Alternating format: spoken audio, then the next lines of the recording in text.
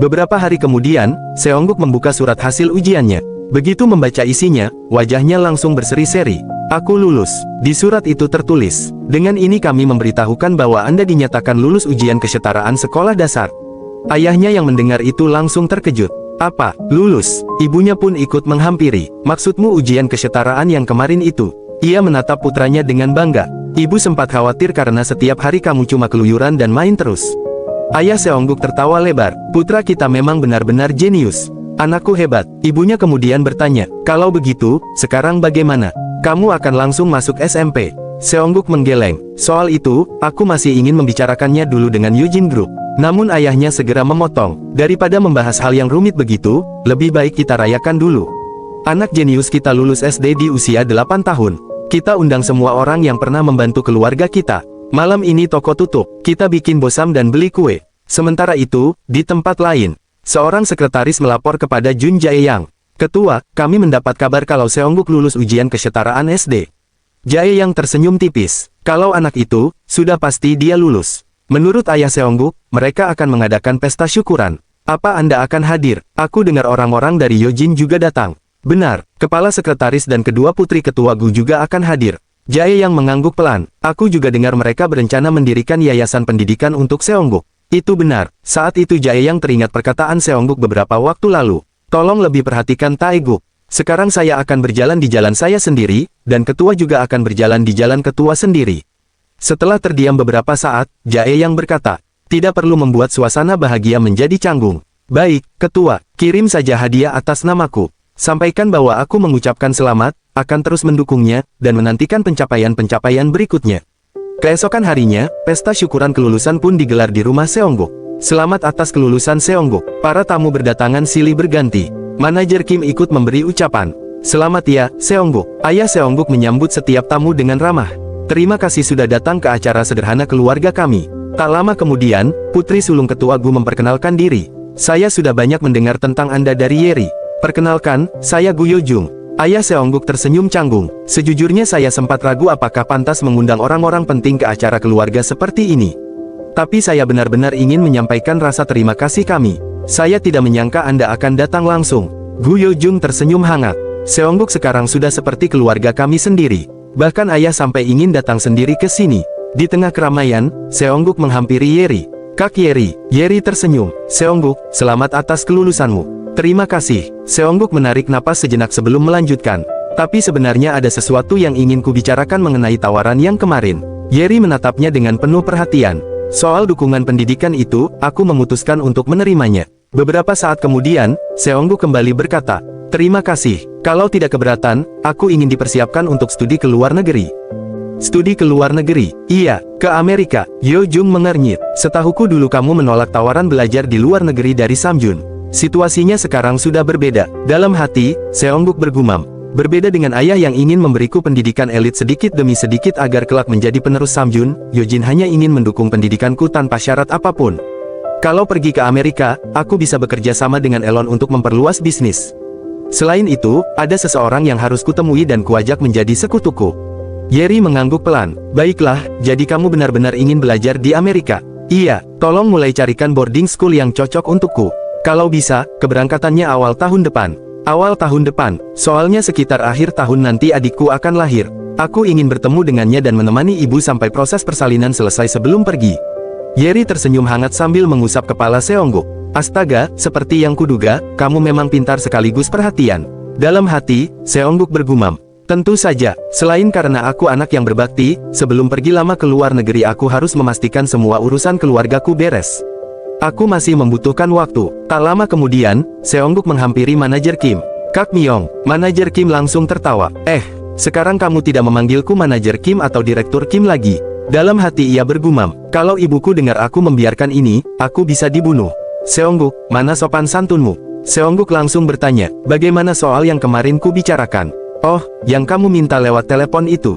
Audisi untuk Mingguk sudah kudapatkan. Serius? Iya, audisinya lumayan besar. Mereka sedang mencari pemeran anak utama untuk drama harian. Wajah Seongguk langsung berbinar. Bagus. Kalau begitu, lanjutkan saja. Dalam hati ia bergumam. Karena nanti akan ada banyak pengeluaran, aku membutuhkan seseorang yang tetap bisa menghasilkan uang meski aku tidak berada di Korea. Dan Jun Mingguk adalah pilihan yang paling cocok. Anak kedua keluarga ini tidak boleh hanya bermalas-malasan. Sebagai kakak, aku akan mencarikan pekerjaan untukmu. Keesokan harinya, mereka tiba di gedung stasiun penyiaran tempat audisi terbuka berlangsung. Seongguk menepuk bahu adiknya. Jun Mingguk, kamu pasti bisa, kan? Mingguk mengangguk mantap. Iya, kak, percayakan saja padaku. Demi adik kita yang sebentar lagi lahir, aku pasti mendapatkan peran ini. Dalam hati, Seongguk tersenyum. Nah, itu baru semangat yang benar, adikku. Semangat, Jun Mingguk. Kamu pasti berhasil. Bisa. Tiba-tiba seseorang menghampiri mereka. Seongguk menoleh. Hah, siapa dia? Seongguk menatap anak yang baru menghampirinya sambil berpikir. Siapa? Ya, apa aku mengenalnya? Jangan-jangan kami pernah bertemu di suatu tempat. Tiba-tiba ia teringat. Ah, kau Lee Jae-hee dari Deopung Pepper, kan? Jae-hee tersenyum. Lama tidak bertemu. Ternyata kamu masih ingat. Bukan begitu. Tentu saja aku ingat. Dalam hati, Seongguk bergumam. Anak ini kok berubah jadi sekeren ini. Dulu dia bocah cengeng dengan hidung meler, sekarang malah jadi tuan muda yang tampan dan elegan. Tingginya juga luar biasa, tapi aku juga nanti bakal tumbuh jadi pria keren yang tidak kalah darinya. Kamu juga datang buat audisi? Tanya Seongguk. Iya, aku ikut audisi untuk peran pendukung. Kalau kamu, aku cuma mengantar adikku. Dia ikut audisi pemeran utama. Jae-hee tertawa kecil. Akting Mingguk di Last Love memang bagus. Belum sempat percakapan mereka berlanjut, seorang pria dewasa berteriak dari belakang. Kau datang ke sini buat cari kerja, kenapa malah asyik ngobrol? Sebelum kupukul, cepat ke sini. Lee Jae-hee. Seongguk langsung mengernyit. Apaan sih orang itu? Siapa dia? Manajerku. Apa? Sejak ibu sakit, aku harus terus bekerja sebagai aktor cilik. Aku butuh agensi yang bisa mencarikan pekerjaan dan mengatur jadwalku. Kebetulan ada perusahaan yang menghubungiku. Pasti berat. Seongguk terdiam sejenak sebelum bertanya. Agensi apa? Shinsung Entertainment. Mata Seongguk langsung membelalak. Shinsung Entertainment. Pantas saja manajernya kelihatan seperti preman. Pria itu kembali membentak. Hei, berhenti ngobrol dan cepat ke sini. Sambil berkata demikian, ia meremas bahu Jae-hee dengan kasar. Seongguk langsung melangkah maju. Hei, apa yang sedang kau lakukan pada anak ini? Pria itu menatap sinis. Hei, bocah, kelihatannya kau juga datang buat audisi. Jadi diam saja. Seongguk membalas tanpa gentar. Bukankah dulu aku sudah memperingatkan Shinsung Entertainment saat perusahaan kalian hampir bangkrut? Jangan memperlakukan aktor dan trainee sesuka hati. Pria itu mendengus. Berani juga bocah kecil sepertimu bersikap sombong. Jae-hee buru-buru menyela. Tunggu, itu Jun Seongguk, aktor cilik terkenal. Jaga ucapanmu. Pria itu langsung terdiam. Jun Seongguk. Dalam hatinya ia bergumam. Jangan-jangan ini bocah yang katanya pernah menjebloskan ketua kami ke penjara. Seongguk menatapnya tajam. Memang sudah lama aku tidak aktif di dunia hiburan. Tapi aku masih termasuk nama besar di industri ini. Masa seorang manajer artis bahkan tidak mengenali wajahku? Pria itu mendecak. Aku tidak perlu kenal siapapun.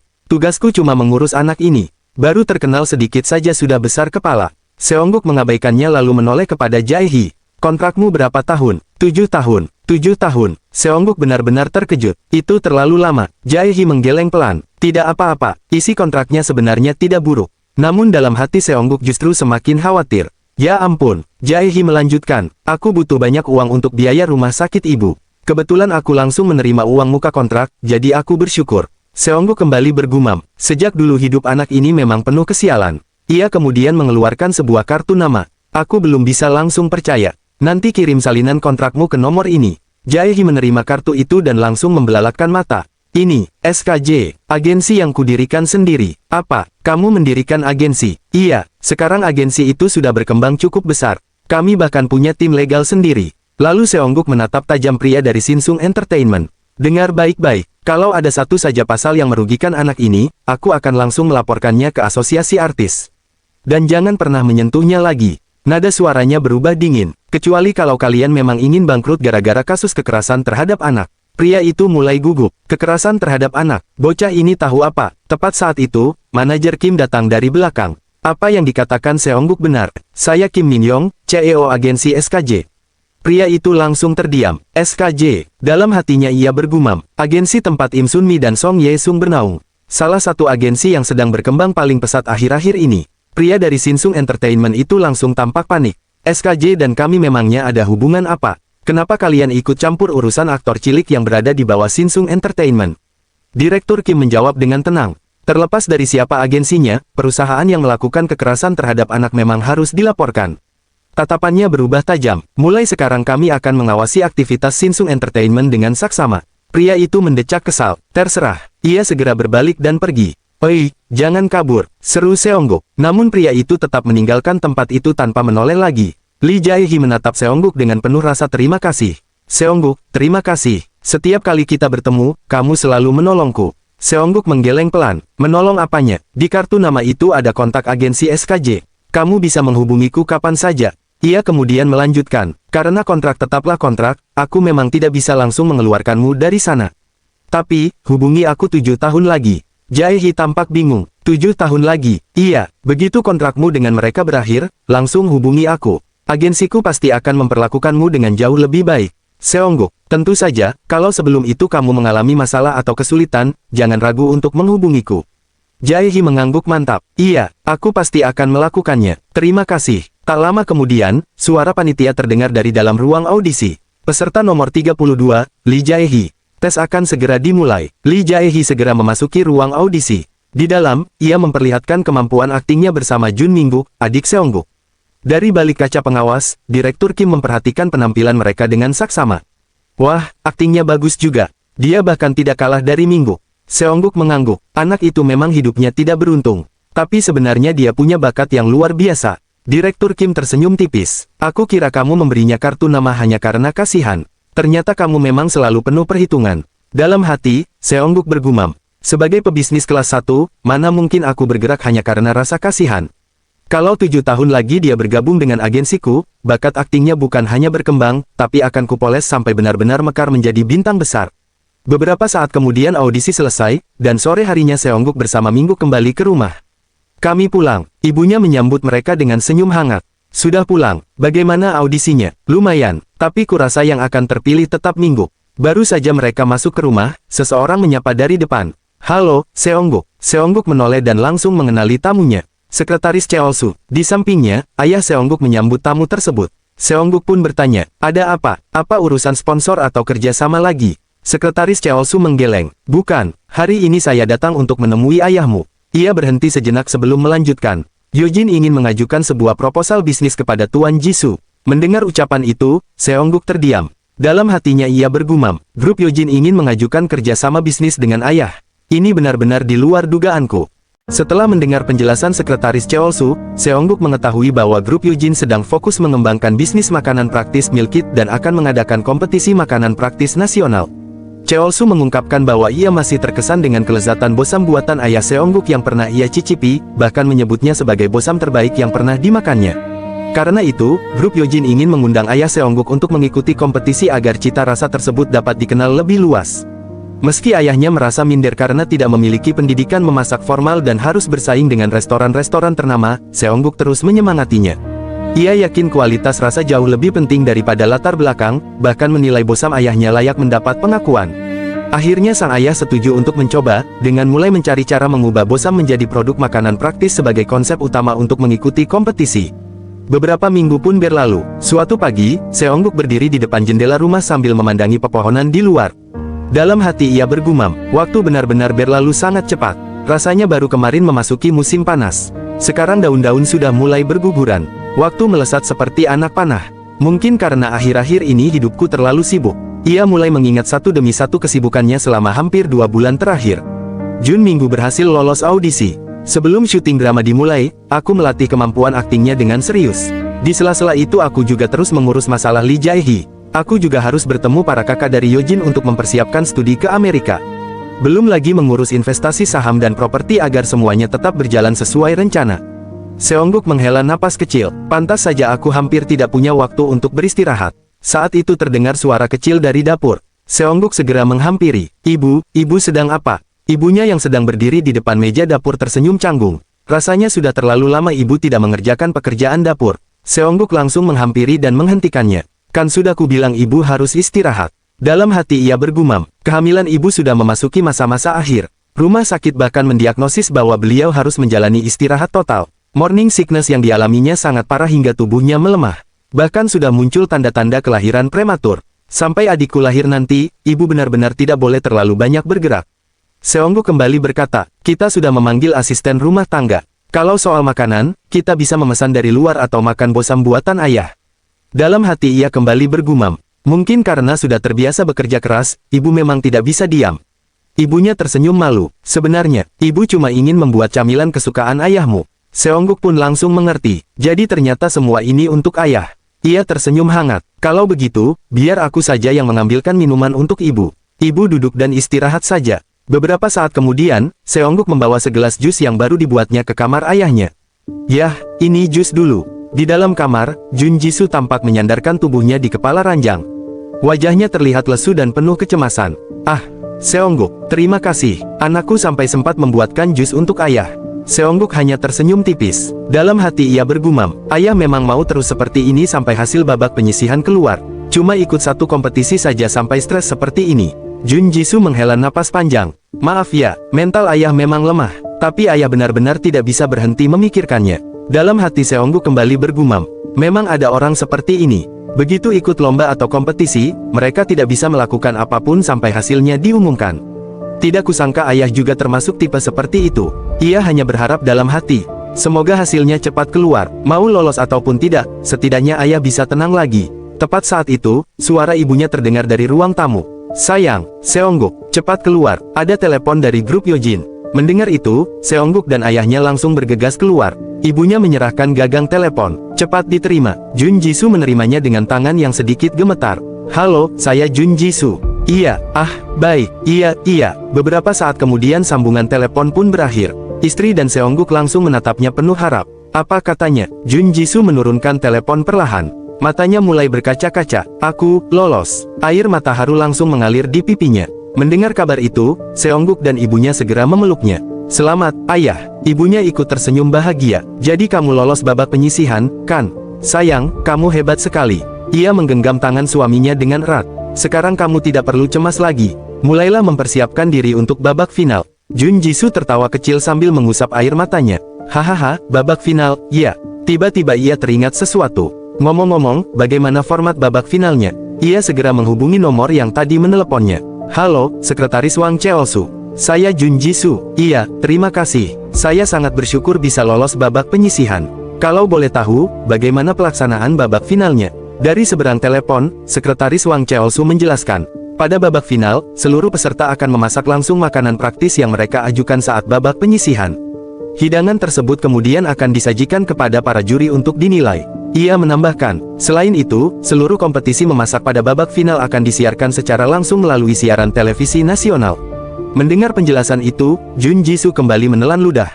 Beberapa hari kemudian, sebuah kompetisi memasak berskala nasional akhirnya dimulai. Di dalam gedung acara yang dipenuhi penonton, pembawa acara membuka siaran yang disiarkan langsung ke seluruh negeri.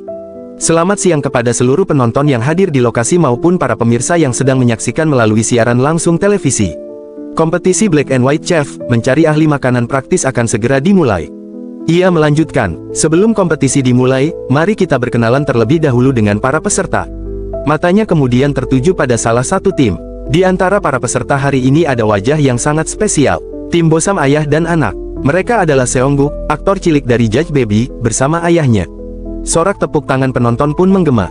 Pembawa acara menghampiri Seongguk. Seongguk, sudah lama sekali sejak penampilanmu terakhir di televisi. Seongguk tersenyum. Ya, kali ini aku datang untuk membantu ayah. Jawaban yang benar-benar membanggakan. Penonton kembali memberikan tepuk tangan meriah. Pembawa acara lalu beralih kepada Jun Jisoo.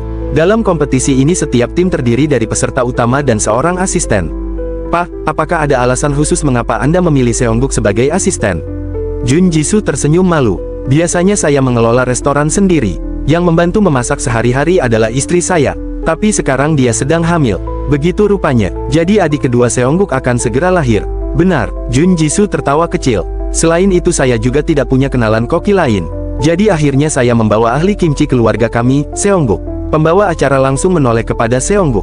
Ahli kimchi, maksudnya Seongguk juga bisa membuat kimchi. Seongguk mengangguk. Aku sangat ahli mencicipi dan menyesuaikan rasa bumbunya. Hari ini kami akan memperlihatkan kimchi dan bosam spesial khas keluarga kami. Haha, kami benar-benar menantikannya. Pembawa acara kemudian mengangkat mikrofon. Dengan para peserta yang luar biasa ini, kompetisi Black and White Chef resmi dimulai. Dalam hati, Seongguk bergumam. Sebagai informasi, ide acara Black and White Chef sebenarnya berasal dariku. Pembawa acara kembali mengumumkan aturan. Kalian memiliki waktu 2 jam. Silakan mulai membuat makanan praktis yang telah dipersiapkan. Jun Jisoo menoleh kepada putranya. Nak, iya, ayo kita mulai. Keduanya segera mengenakan celemek dan mempersiapkan seluruh bahan. Panci besar mulai mengepul saat bosam dan jokbal direbus perlahan. Seongguk mengiris lobak setipis mungkin, sementara kimchi yang telah mereka sempurnakan melalui puluhan kali percobaan mulai diracik. Satu demi satu bumbu dimasukkan dengan takaran yang telah mereka hafal di luar kepala. Dalam waktu singkat, aroma daging rebus dan rempah memenuhi seluruh ruangan. 2 jam kemudian, pembawa acara kembali bersuara. Waktu habis. Seluruh peserta harap menghentikan aktivitas memasaknya. Semua peserta segera meletakkan peralatan mereka. Tak lama kemudian para juri mulai berkeliling. Di antara mereka hadir seorang chef peraih 2 bintang Michelin dan seorang maestro masakan Korea. Kedua juri itu berhenti di meja Jun Jisoo. Mari kita lihat hidangan dari tim bosam ayah dan anak. Di hadapan mereka tersaji sebuah kotak makan siang berisi bosam, jokbal, kimchi, dan berbagai pelengkap. Salah seorang juri bertanya, biasanya bosam dan jokbal disajikan sebagai hidangan lengkap di meja makan. Bagaimana Anda bisa terpikir membuatnya menjadi kotak makan siang? Jun Jisoo menjawab dengan tenang. Kami merasa perpaduan daging dan kimchi bisa menjadi satu porsi makanan yang mengenyangkan. Ia melanjutkan, selain itu, jokbal justru memiliki tekstur yang lebih kenyal ketika dimakan dalam keadaan dingin.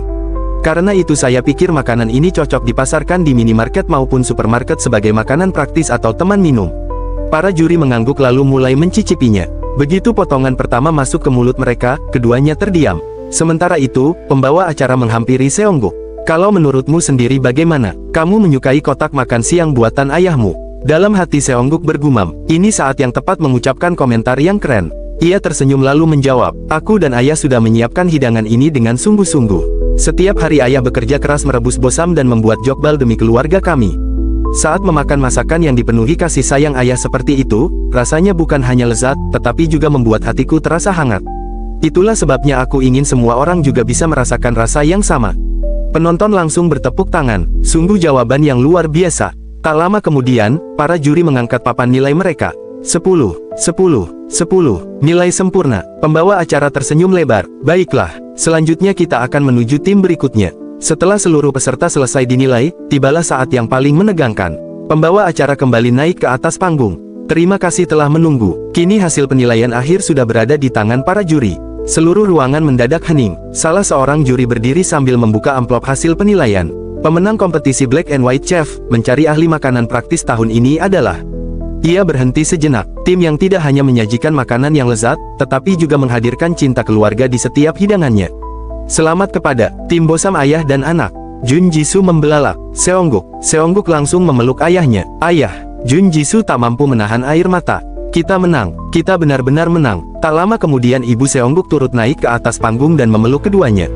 Sayang, Seongguk, selamat. Dalam hati Seongguk bergumam, aku benar-benar senang. Tentu saja ini membuka peluang bisnis baru dan sumber penghasilan baru.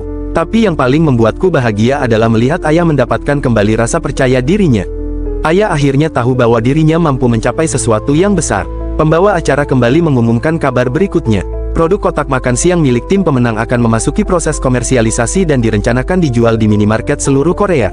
Mohon nantikan peluncurannya. 2 bulan kemudian, Sekretaris Wang Cheol-su datang mengunjungi rumah-rumah sakit sambil membawa sebuah kantong belanja.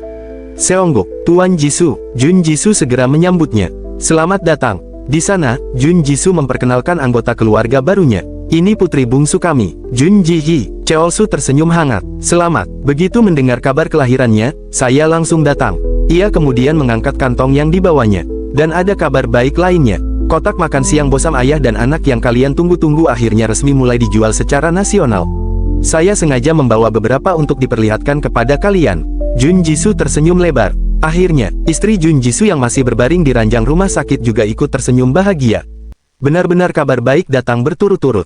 Cheol-su lalu memperhatikan Seongguk yang terus menggendong adiknya. Seongguk, kamu benar-benar tergila-gila pada adik perempuanmu. Ya. Seongguk menatap bayi mungil di pelukannya. Dalam hati ia bergumam, sejak kapan adik perempuan bisa selucu ini? Jun Ji-hee di kehidupanku sebelumnya sama sekali tidak seperti ini. Dulu dia justru sangat menakutkan. Tiba-tiba pintu kamar rumah sakit terbuka. Ibu Seongguk, sudah lama tidak bertemu. Jun Jisoo langsung mengenalinya. Sutradara Won. Sutradara itu tersenyum. Begitu mendengar istri Anda akan melahirkan, saya langsung datang. Ia kemudian menatap Seongguk. Dan sebenarnya, ada satu kabar menarik yang ingin segera saya sampaikan kepada kalian. Beberapa saat kemudian, di sebuah kafe yang berada tidak jauh dari rumah sakit. Direktur Kim membuka pembicaraan sambil menatap sutradara Won. Jadi, kabar menarik yang ingin segera Anda sampaikan itu adalah soal program baru. Sutradara Won mengangguk mantap. Benar, ia kemudian tersenyum canggung. Pertama-tama, sudah lama tidak bertemu, Direktur Kim Min Young. Direktur Kim menghela napas pelan. Saya tahu Anda memang sangat bersemangat soal pekerjaan. Tapi membicarakan pekerjaan secara tiba-tiba di depan pasangan yang baru saja dikaruniai anak rasanya agak mengecewakan. Sutradara Won langsung meminta maaf. Maaf, saya terlalu bersemangat. Seongguk yang sejak tadi mendengarkan akhirnya bertanya. Jadi, program baru apa yang ingin Anda bicarakan? Wajah sutradara Won langsung berbinar. Aku dengar kamu sedang mempersiapkan studi ke luar negeri, kan? Sebelum kamu pergi jauh, ayo kita buat satu kenangan yang benar-benar berarti. Ia berhenti sejenak sebelum melanjutkan. Judul programnya adalah Juice Baby Reuni, Epilog Bertemu Kembali. Mendengar nama itu, Seongguk sedikit terdiam. Dalam hati ia bergumam, jadi ini epilog dari Juice Baby. Berarti aku dan Juice akan bertemu lagi. Sutradara Won kemudian menjelaskan alasannya. Sebenarnya permintaan untuk membuat sequel Juice Baby terus berdatangan selama 6 tahun terakhir. Lalu kamu muncul lagi di acara kompetisi memasak itu dan semua orang melihatmu. Sejak saat itu, para penonton yang dulu mendukung kalian, bahkan para petinggi stasiun televisi, kembali meminta agar kalian dipertemukan lagi. Antusiasmenya benar-benar meledak. Begitu ya. Di balik wajah tenangnya, Seongguk mulai berpikir. Aku paham situasinya, tapi apakah aku benar-benar harus menerima tawaran ini? Setelah mengumpulkan modal dari dunia akting, aku sengaja mengurangi aktivitas demi fokus membangun bisnis. Kalau sekarang kembali tampil di televisi, apakah itu keputusan yang tepat? Melihat Seongguk masih ragu, sutradara Won kembali berbicara. Secara pribadi, aku benar-benar berharap kamu menerima tawaran ini. Kenapa? Pertama, investasi dari stasiun televisi sangat besar. Program ini akan sangat menguntungkan. Tapi alasan yang paling penting, ia menarik napas panjang. Aku ingin membuat acara yang bisa menjadi penghibur bagi banyak orang. Seongguk memiringkan kepalanya. Penghibur, kamu sendiri tahu, kan? Kenapa semua orang ingin melihatmu dan Juice bertemu lagi? Seongguk mengangguk pelan. Ya, aku mengerti. Dalam hatinya, ia memahami alasan sebenarnya. Orang-orang sebenarnya bukan hanya ingin melihatku dan Juice. Mereka merindukan masa itu. Masa ketika Juice Baby ditayangkan. Masa ketika seluruh keluarga bisa duduk santai di depan televisi sambil makan malam tanpa rasa khawatir. Masa sebelum krisis IMF menghantam. Masa yang damai dan penuh harapan. Seongguk lalu mengangkat kepalanya. Yang sebenarnya Anda rindukan adalah masa sebelum IMF, bukan? Sutradara Won tersenyum lebar. Benar, Seongguk, ternyata kamu benar-benar mengerti. Orang-orang sekarang membutuhkan sesuatu yang bisa menghibur hati mereka. Ayo kita buat acara ini bersama. Seongguk pun menoleh ke arah Direktur Kim. Direktur, bagaimana menurutmu? Direktur Kim tersenyum tipis. Aku percaya pada keputusanmu. Setelah berpikir beberapa saat, Seongguk akhirnya mengangguk. Baiklah, aku akan menerima tawaran ini. Tapi ada satu syarat. Seluruh bayaran bagianku tolong disumbangkan ke Yayasan Donasi SKJ. Sutradara Won terbelalak. Yayasan Donasi. Seongguk mengangguk. Itu yayasan amal yang baru saja kudirikan untuk membantu keluarga-keluarga yang terdampak krisis IMF. Kalau memang tujuan kita ingin menolong orang, sudah seharusnya kita berbagi keuntungan terlebih dahulu. Penghiburan yang sesungguhnya bukan hanya diberikan lewat kata-kata. Terkadang, uang juga bisa menjadi bentuk penghiburan. Mendengar jawaban itu, sutradara Won langsung berdiri dan memeluk Seongguk. Seongguk, kamu benar-benar luar biasa. Itu pemikiran yang sangat indah. Kalau begitu, aku akan segera menghubungi Juice. Direktur Kim kemudian menyela. Sebelum itu, mari kita atur dulu jadwal rapat praproduksi. Seongguk mengangguk pelan. Dalam hati ia bergumam. Awalnya kupikir aku tidak akan kembali tampil di dunia hiburan. Tapi demi masa depan SKJ yang sedang diam-diam kubangun, tampil satu kali lagi sebelum berangkat studi ke luar negeri sepertinya bukan keputusan yang buruk. Dan soal orang-orang yang membutuhkan penghiburan, aku juga setuju dengan itu. Beberapa hari kemudian, Seongguk datang ke gedung MVG untuk menghadiri rapat persiapan program Juice Baby Reuni. Begitu memasuki gedung, beberapa wajah yang sangat dikenalnya langsung menghampirinya. Darius menjadi orang pertama yang memeluknya. Seongguk, sudah lama tidak bertemu. Kamu sekarang sudah jauh lebih besar. Lukas ikut tersenyum sambil menepuk bahu Seongguk. Kamu juga jadi makin tampan. Jangan-jangan nanti kamu malah bisa debut jadi idol. Belum sempat Seongguk menjawab, seseorang datang sambil tertawa. Kalian jangan terlalu heboh. Nanti Seongguk malah kaget. Orang itu adalah Taeyong, leader grup Juice. Ia tersenyum hangat. Seongguk, apa kabarmu? Dalam hati Seongguk bergumam. Dulu anak-anak ini seperti anak anjing yang berlarian ke sana kemari. Tapi sekarang mereka semua sudah tumbuh dewasa dan memiliki karisma masing-masing. Seongguk tersenyum sambil memandang satu persatu. Aku sempat melihat Beomseon dan Jae Yoon bermain di drama. Lalu Lukas, aku juga melihatmu di acara Fairy Tale Socher. Dan Taeyong, aku juga menonton filmmu. Taeyong tersenyum senang. Jadi kamu masih memperhatikan kami, ya? Terima kasih. Dalam hati Seongguk kembali bergumam. Sepertinya mereka juga sudah mulai mengurangi aktivitas sebagai idol dan memperluas karir di bidang masing-masing. Seongguk lalu bertanya, tidak apa-apa kalian ikut tampil di acara Variety Show? Taeyong mengangguk mantap. Tentu tidak masalah. Malam ini adalah kesempatan yang bagus. Lagi pula katanya kamu ingin memberikan penghiburan kepada para penonton, kan? Lukas ikut menambahkan, kami juga ingin membantu mewujudkan tujuanmu. Jae-yun mengepalkan tangannya sambil tersenyum. Ayo kita lakukan. Seperti dulu, kita berusaha sebaik mungkin bersama. Seongguk mengangguk. Kalau begitu, baiklah. Taeyong tersenyum lebar. Ayo kita selesaikan rapat persiapan ini dengan semangat. Dalam hati Seongguk bergumam. Sudah lama sekali rasanya aku tidak mengobrol seakrab ini dengan mereka. Lumayan juga. Beberapa saat kemudian, ketika yang lain mulai berjalan menuju ruang rapat, Taeyong tiba-tiba memanggilnya. Seongguk. Ya, Taeyong tampak sedikit ragu sebelum berbicara. Maaf, tapi ada sesuatu yang ingin ku minta. Setelah rapat selesai, bisakah kamu meluangkan sedikit waktu? Seongguk menatapnya dengan heran. Itu tidak masalah, tapi setidaknya beritahu dulu apa yang ingin kamu bicarakan. Taeyong terdiam sesaat sebelum akhirnya berkata pelan. Seongguk, Michelle, apa kamu masih ingat dia? Seongguk menatap Taeyong dengan heran. Michelle, ada apa dengan orang itu? Wajah Taeyong langsung berubah serius. Ia menggenggam kedua tangan Seongguk dan berkata dengan nada memohon. Aku tahu ini permintaan yang sangat tidak tahu malu untuk kusampaikan kepadamu. Seongguk, kumohon, tolong izinkan Michelle ikut tampil di Joyce Baby Reuni kali ini. Seongguk terdiam. Dalam hati ia bergumam, Michelle ikut tampil di acara ini. Ia lalu menatap Taeyong. Sutradara tidak pernah mengatakan soal itu. Jangan-jangan kalian sudah merencanakannya dari awal. Taeyong segera menggeleng. Bukan, sutradara maupun para anggota Joyce yang lain belum mengetahui hal ini. Soal Michelle, aku merasa harus meminta izin darimu lebih dulu sebelum membicarakannya kepada mereka. Itulah sebabnya aku menemui kamu terlebih dahulu. Seongguk terdiam sejenak. Dalam hatinya ia bergumam, apa mungkin aku mengizinkan seseorang yang dulu bukan hanya menyiksaku, tetapi juga membuat ayah dan ibuku menderita, untuk tampil di acara ini. Namun sesaat kemudian pikirannya berubah. Tapi aku mengenal Taeyong. Dia adalah orang yang selalu berpegang pada prinsip dan paling tahu batas. Tidak mungkin dia mengajukan permintaan seperti ini tanpa alasan.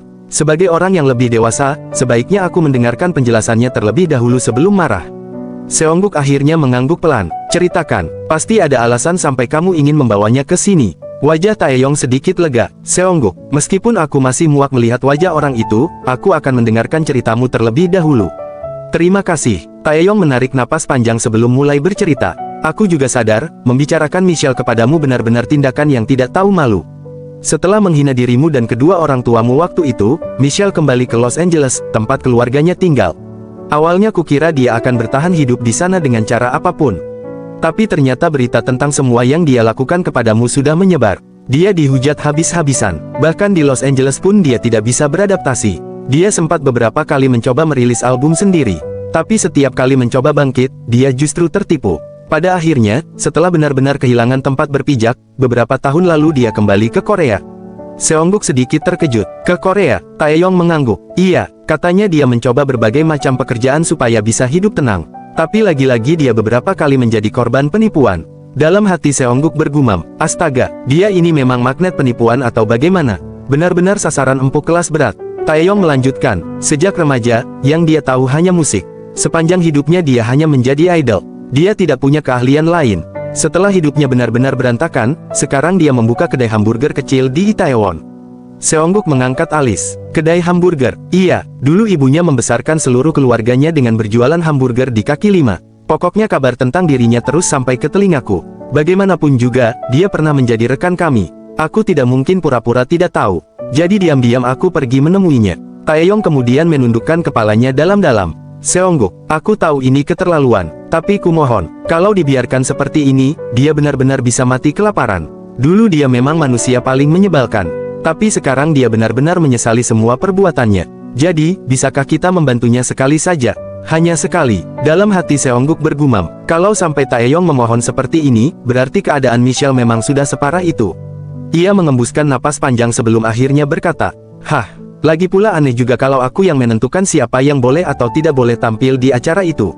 Begini saja, bagaimana kalau kita temui dia terlebih dahulu? Mata Taeyong langsung berbinar. Seongguk, terima kasih banyak. Bahkan bajingan itu pasti akan berterima kasih atas kebaikanmu. Dalam hati Seongguk bergumam, Michelle memang bajingan yang sangat menyebalkan. Tapi kebodohan yang dia lakukan saat masih muda masih bisa kupahami.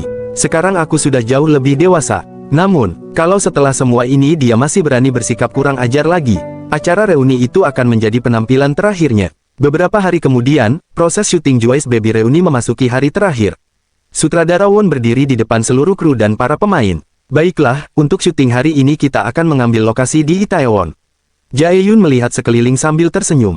Ternyata syuting Joyce Baby Reuni sudah sampai episode kelima. Taeyong mengangguk. Benar, dan hari ini adalah syuting untuk episode terakhir, yang paling ditunggu-tunggu.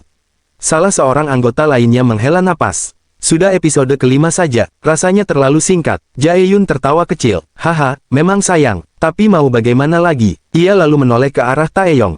Jadi, konsep syuting hari ini apa? Taeyong menjawab, tema hari ini adalah bertemu kembali dengan wajah lama yang dirindukan. Wajah lama yang dirindukan, memangnya ada orang seperti itu? Taeyong mengangguk pelan, ada, orang yang sempat terlupakan di antara kita.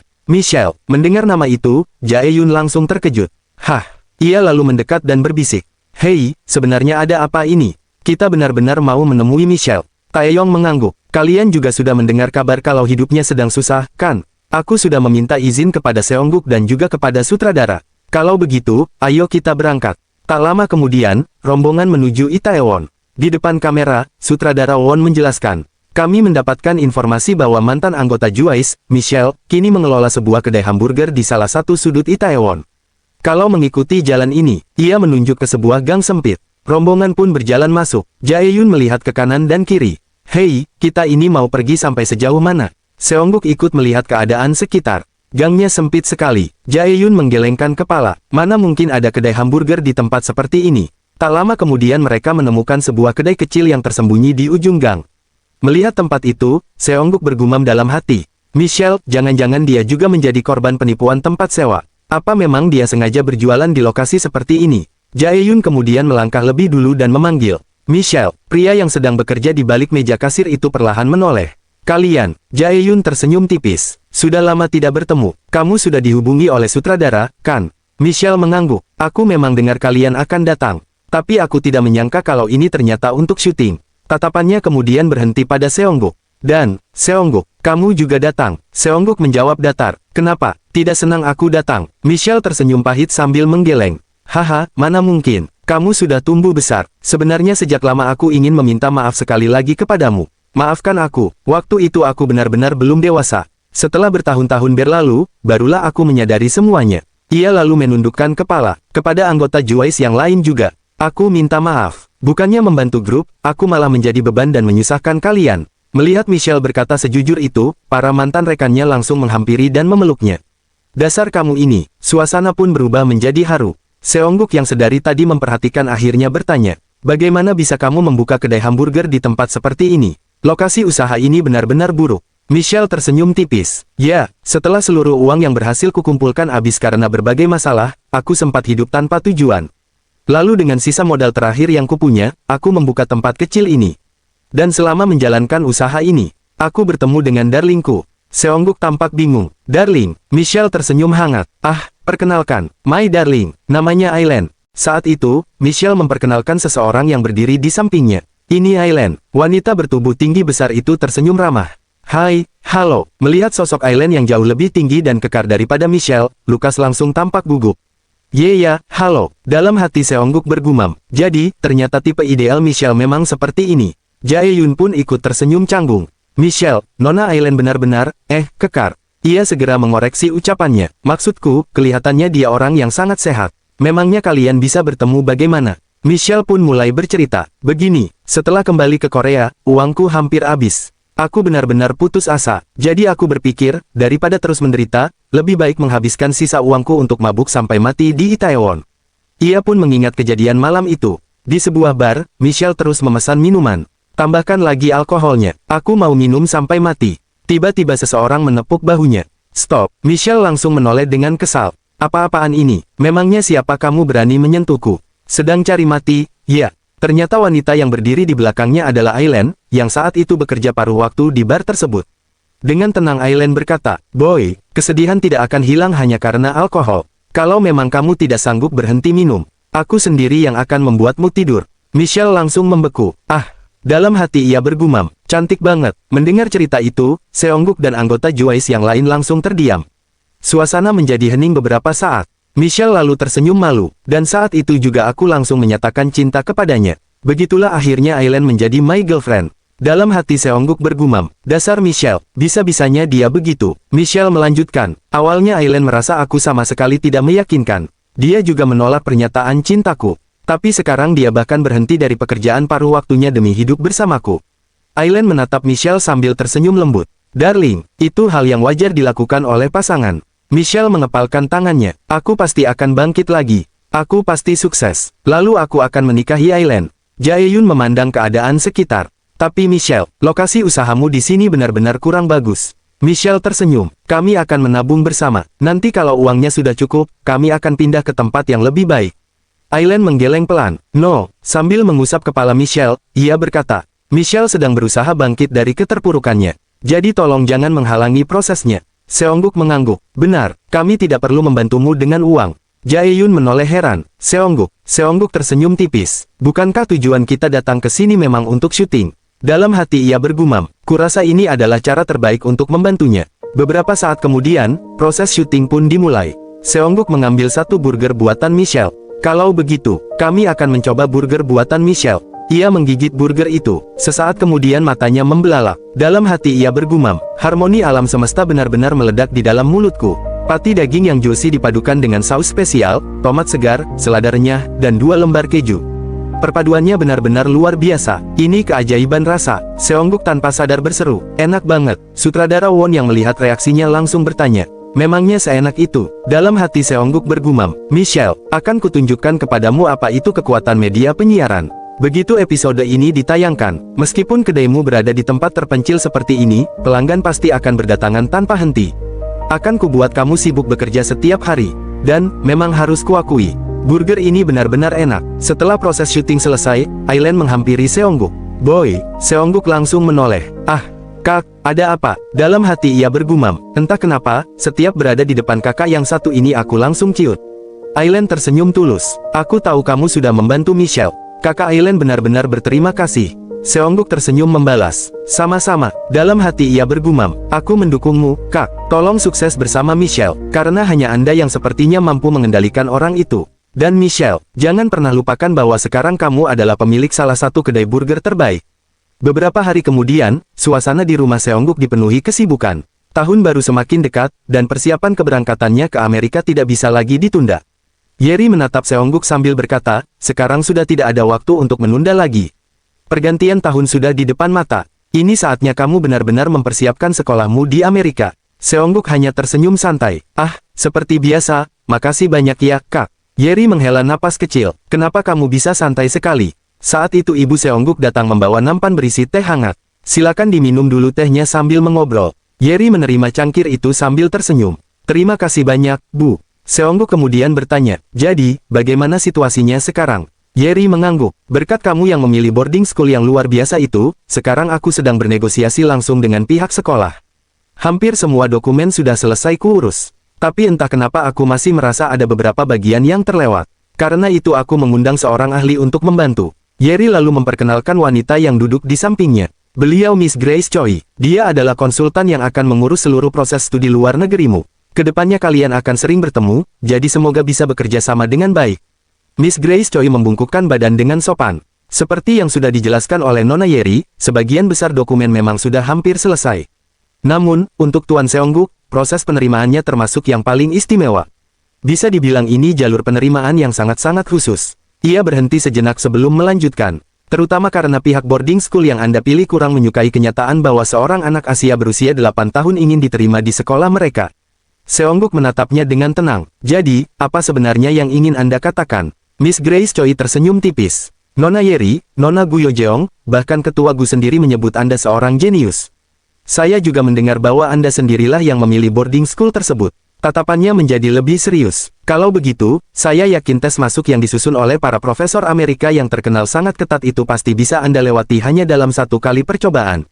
Ia lalu berkata penuh keyakinan. Bagaimana, Tuan Seongguk? Anda akan menunjukkan kejeniusan Anda kepada mereka, bukan? Musim salju menutup penghujung tahun 1998. Di televisi, pembawa berita sedang membahas berbagai peristiwa yang menjadi sorotan sepanjang tahun. Sebagai penutup tahun 1998, hamburger yang dipopulerkan oleh Ju dan Seongguk masih menjadi salah satu menu favorit masyarakat. Di ruang keluarga, keluarga Jun berkumpul sambil menyaksikan siaran tersebut. Ayah Seongguk mengangkat gelasnya sambil tersenyum. Nah, semuanya sudah bekerja keras tahun ini. Mari kita rayakan. Mereka pun bersulang bersama. Ayah Seongguk tertawa kecil. Wah, benar-benar tahun yang penuh kejutan. Ibunya mengangguk. Iya, kamu ikut kompetisi memasak. Jihe lahir dengan selamat. Seongguk lulus ujian kesetaraan SD, bahkan sekarang memutuskan untuk sekolah di luar negeri.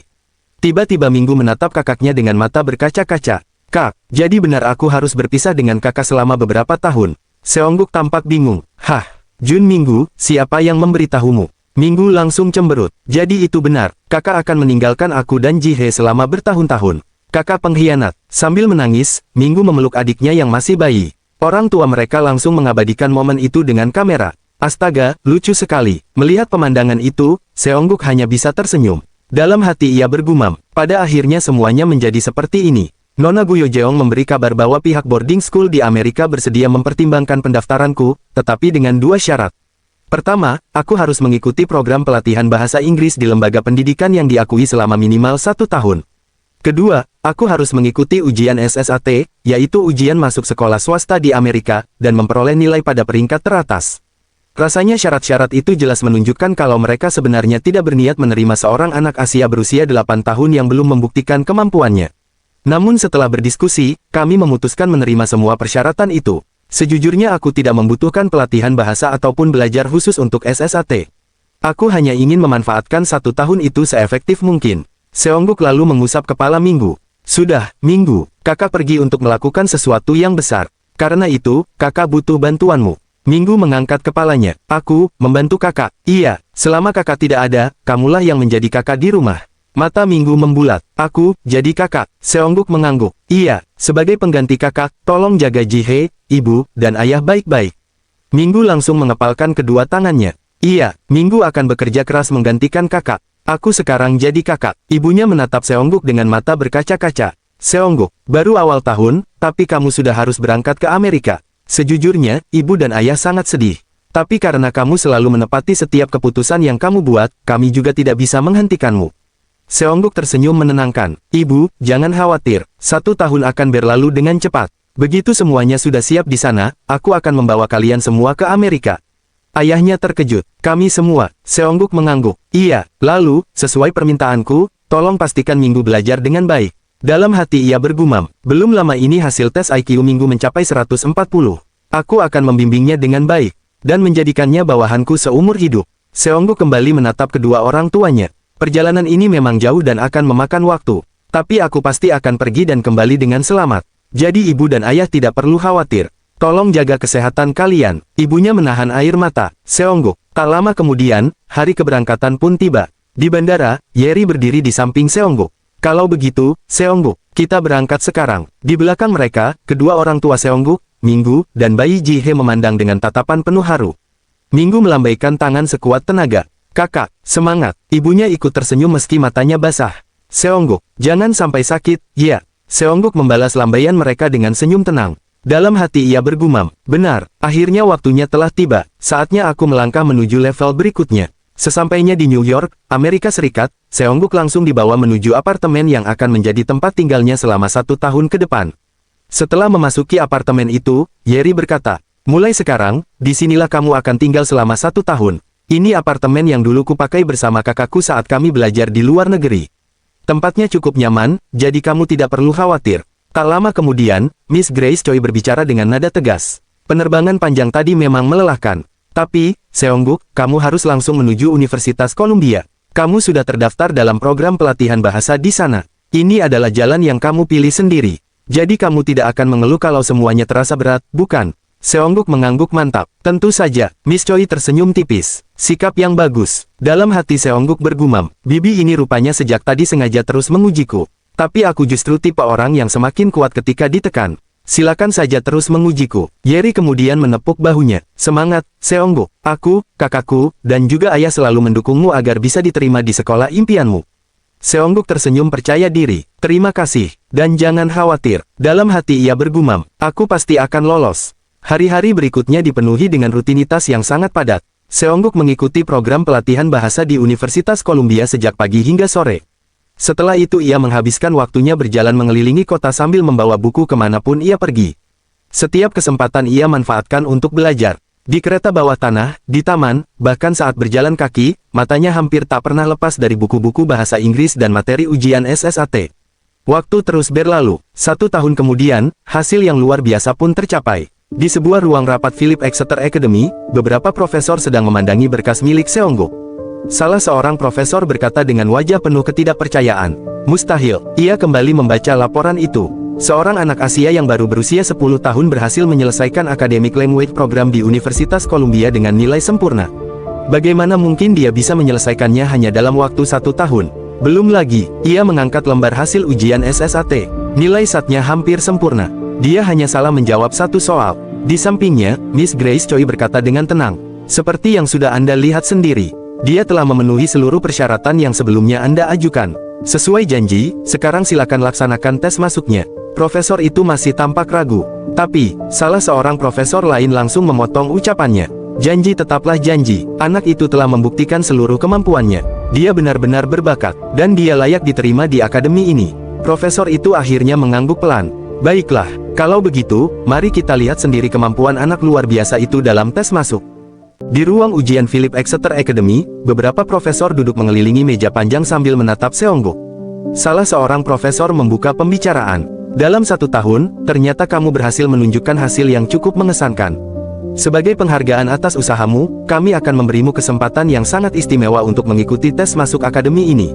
Jadi, bersyukurlah." Seongguk hanya tertawa kecil. "Haha." Dalam hati ia bergumam, harga diri profesor-profesor tua kulit putih ini memang tinggi sekali. Ia lalu menjawab dengan tenang, "Baiklah, apapun bentuk tesnya, aku sudah siap. Mari kita mulai." Di sisi lain, sang profesor memandang Seongguk sambil berpikir, hanya karena memperoleh nilai hampir sempurna pada SSAT, bocah ini jadi besar kepala. Dasar anak Asia, memang nilainya luar biasa, tapi anak-anak seperti dia juga banyak di Amerika. Akan kubuat dia sadar diri. Sementara itu, di luar ruang ujian, Yeri mulai gelisah. Bukankah ini sudah keterlaluan? Masa tes masuknya berupa debat tingkat tinggi langsung melawan para profesor, ditambah ujian menulis esai. Aku dan kakakku saja dulu tidak pernah menghadapi tes sesulit ini. Dan kenapa kami juga dilarang masuk? Miss Grace Choi menjawab dengan tenang. Menurut mereka, itu sudah bentuk kompromi. Yeri menghela napas. Philip Exeter Academy sejak awal berdiri hanya menerima 1% siswa paling berbakat di Amerika. Bahkan anak-anak jenius pun harus melalui seleksi yang sangat ketat. Miss Choi mengangguk. Benar, dan belum pernah ada peserta yang baru berusia 10 tahun. Bagi mereka, ini juga situasi yang belum pernah terjadi. Yeri masih tampak cemas. Tapi apa Seongguk akan baik-baik saja? Profesor-profesor tua itu kelihatannya seperti ingin menerkamnya. Miss Choi tersenyum tipis. "Aku rasa dia akan baik-baik saja." Dia bahkan mengatakan, "Akhirnya aku tidak perlu menahan diri lagi." Di dalam ruang ujian, dalam hati ia bergumam, "Di tempat ini aku tidak perlu lagi memedulikan pandangan orang. Tidak perlu berpura-pura menjadi anak kecil. Tidak perlu berpura-pura tidak tahu. Sama seperti kehidupanku yang dulu. Akhirnya aku bisa berdebat sepuasnya dengan para cendekiawan terbaik di dunia." Seongguk tersenyum. "Baik, kita mulai sekarang." Ujian debat pun dimulai. Topik pertama adalah sastra. Seongguk menjawab setiap pertanyaan dengan tenang dan logis. Berlanjut ke sejarah, ia mampu menghubungkan berbagai peristiwa dari sudut pandang yang bahkan belum pernah dipikirkan sebagian profesor. Kemudian giliran sains, fisika, kimia, hingga biologi ia jawab tanpa ragu. Selanjutnya ekonomi. Perdebatan berubah semakin sengit, namun Seongguk sama sekali tidak terdesak. Sebaliknya, para profesor mulai saling berpandangan. Sedikit demi sedikit mereka terdiam. Tak lama kemudian, ujian esai pun selesai. Seorang profesor membaca hasil tulisan Seongguk. Ia hanya mampu terdiam. Beberapa saat kemudian, pintu ruang ujian terbuka. Yeri segera menghampiri. "Seongguk, kamu pasti capek, kan?" Belum sempat Seongguk menjawab, salah seorang profesor tiba-tiba menarik perhatian Yeri. "Kami mohon, apapun yang terjadi, dengan cara apapun, kami benar-benar memohon, tolong pastikan anak itu masuk ke akademi kami." Yeri sampai terbelalak. "Hah?" Seorang profesor wanita ikut berbicara. "Selama hidupku, baru kali ini aku melihat anak berusia 10 tahun yang bukan hanya mampu berdebat setara dengan kami. Dia bahkan memberikan sudut pandang baru yang belum pernah kupikirkan." Profesor ekonomi pun mengangguk penuh semangat. "Bahkan aku mendapatkan inspirasi untuk makalah penelitianku berikutnya berkat diskusi dengannya." Profesor lain menimpali, apapun yang terjadi, kalau perlu mempertaruhkan segalanya, anak itu harus menjadi murid akademi ini. Profesor wanita lainnya bahkan berkata, apa yang harus kami lakukan agar dia mau masuk? Uang, kalau perlu kami akan membayar berapapun. Yeri yang masih kebingungan buru-buru mengangkat tangan. Tolong tenang dulu. Namun para profesor tetap berbicara bergantian. Saat itu Miss Grace Choi maju selangkah. Kami ingin Jun Seongguk langsung masuk pada pertengahan tahun ajaran. Penerimaannya sudah dipastikan. Sayang sekali bila dia harus menunggu sampai semester musim gugur. Kalian semua sudah melihat sendiri kemampuan luar biasa Jun Seongguk. Jadi saya yakin tidak ada lagi yang keberatan. Para profesor langsung mengangguk. Saya setuju. Menunggu sampai semester baru hanya membuang-buang waktu. Profesor ekonomi bahkan berkata sambil tertawa. Kalau bisa, aku ingin dia mulai sekolah besok juga. Aku masih ingin berdiskusi dengannya. Profesor lain langsung menyela. Hei, antre dulu. Suasana yang tadinya tegang pun berubah menjadi penuh tawa. Setibanya di apartemen, Seongguk akhirnya berkata, baiklah, aku akan mulai bersekolah di pertengahan semester ini. Miss Grace Choi mengangguk. Namun proses administrasi dan berbagai dokumen lainnya tetap membutuhkan waktu sekitar 2 minggu.